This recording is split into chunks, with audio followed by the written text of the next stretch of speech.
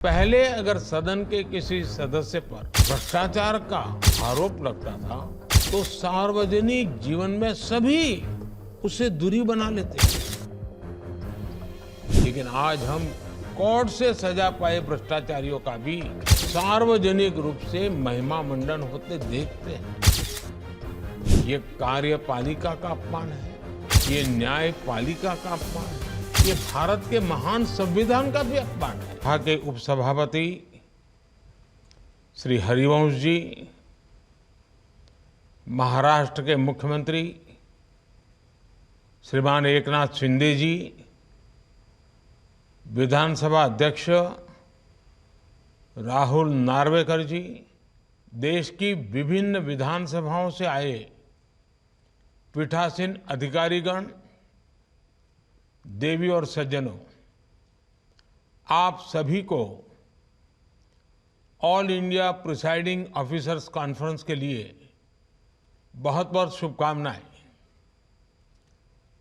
इस बार ये कॉन्फ्रेंस और भी विशेष है।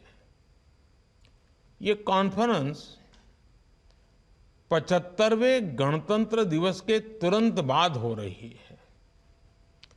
26 जनवरी को ही आज से 75 साल पहले हमारा संविधान लागू हुआ था, यानी संविधान के भी 75 वर्ष हो रहे हैं। मैं संविधान सभा के सभी सदस्यों को भी देशवासियों की तरफ से श्रद्धापूर्वक नमन करता हूं। साथियों, पीठासीन अधिकारियों की इस कॉन्फ्रेंस के लिए हमारी संविधान सभा से सीखने को बहुत कुछ है। संविधान सभा के सदस्यों के सामने इतने सारे विचारों, विषयों और मतों के बीच एक राय बनाने की जिम्मेदारी थी और वो उस पर खरे भी उतरे।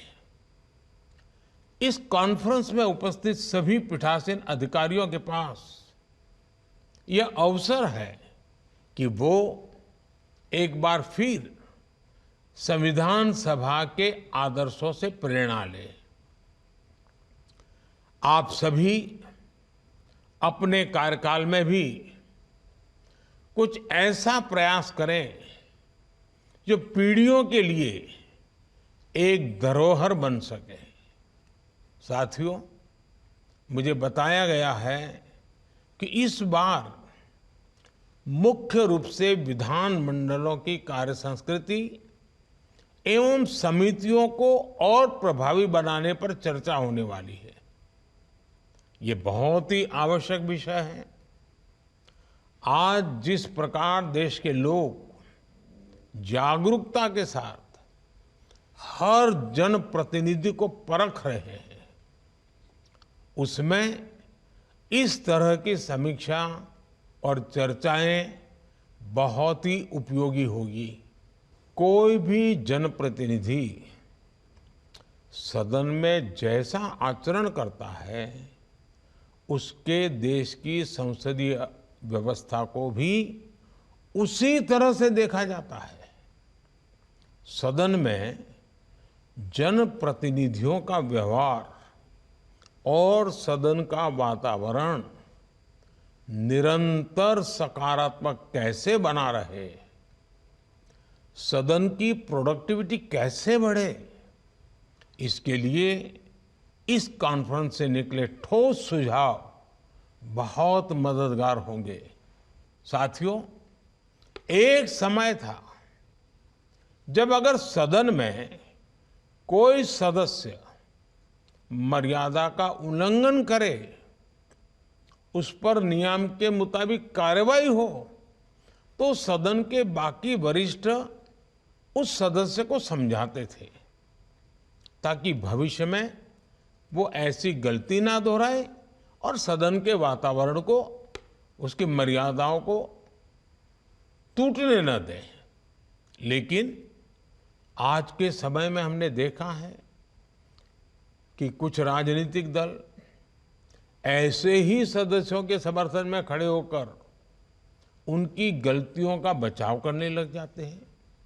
ये स्थिति संसद हो या विधानसभा, किसी के लिए ठीक नहीं। सदन की मर्यादा को कैसे बनाए रखा जाए, ये चर्चा इस फोरम में बहुत आवश्यक है। साथियों, आज एक और परिवर्तन के हम साक्षी बन रहे हैं। पहले अगर सदन के किसी सदस्य पर भ्रष्टाचार का आरोप लगता था तो सार्वजनिक जीवन में सभी उसे दूरी बना लेते थे। लेकिन आज हम कोर्ट से सजा पाए भ्रष्टाचारियों का भी सार्वजनिक रूप से महिमा मंडन होते देखते हैं। ये कार्यपालिका का अपमान है, ये न्यायपालिका का अपमान है, ये भारत के महान संविधान का भी अपमान है। इस विषय पर भी इस कॉन्फ्रेंस में चर्चा और ठोस सुझाव भविष्य के लिए एक नया रोड मैप बनाएंगे। साथियों, अमृत काल में आज देश जिन लक्ष्यों को तय कर रहा है, उनमें हर राज्य सरकार और वहां की विधानसभा की बहुत बड़ी भूमिका है। भारत की प्रगति तभी होगी जब हमारे राज्यों की प्रगति होगी, और राज्यों की प्रगति तब होगी जब इनकी विधायिका और कार्यपालिका साथ मिलकर अपने विकास का लक्ष्य निर्धारित करेंगे। विधायिका अपने राज्य के ऐसे लक्ष्यों की प्राप्ति में जितनी सक्रियता से काम करेगी, उतना ही राज्य आगे बढ़ेगा। इसलिए समितियों के सशक्तिकरण का विषय आपके राज्य की आर्थिक प्रगति के लिए भी अहम है। साथियों, एक प्रमुख विषय गैर जरूरी कानूनों के अंत का भी है। पिछले 10 वर्षों में केंद्र सरकार ने करीब करीब 2000 से ज्यादा ऐसे कानून खत्म किए हैं जो हमारी व्यवस्था का नुकसान कर रहे थे। कुछ तो बिल्कुल कालबाह्य हो गए थे, एक प्रकार से बोझ बने हुए थे। न्याय व्यवस्था के इस सरलीकरण ने सामान्य मानवी को मुश्किलों को कम किया है, ईज ऑफ लिविंग बढ़ाई है। पीठासीन अधिकारियों के रूप में अगर आप ऐसे कानूनों का अध्ययन करवाएं, उसकी सूची बनाएं और अपनी अपनी सरकारों के ध्यान आकर्षित करें, कुछ जागरूक विधायकों का ध्यान आकर्षित करें, तो हो सकता है कि बढ़ चढ़ करके काम करने के लिए सब आगे आएंगे। इसका देश के नागरिकों के जीवन पर बड़ा सकारात्मक प्रभाव होगा। साथियों, आप जानते हैं कि पिछले वर्ष ही संसद ने नारी शक्ति वंदन अधिनियम को मंजूरी दी है। इस कॉन्फ्रेंस में ऐसे सुझावों पर भी चर्चा होनी चाहिए जिनसे नारी सशक्तिकरण के प्रयास और बढ़ें, उनका प्रतिनिधित्व और बढ़े।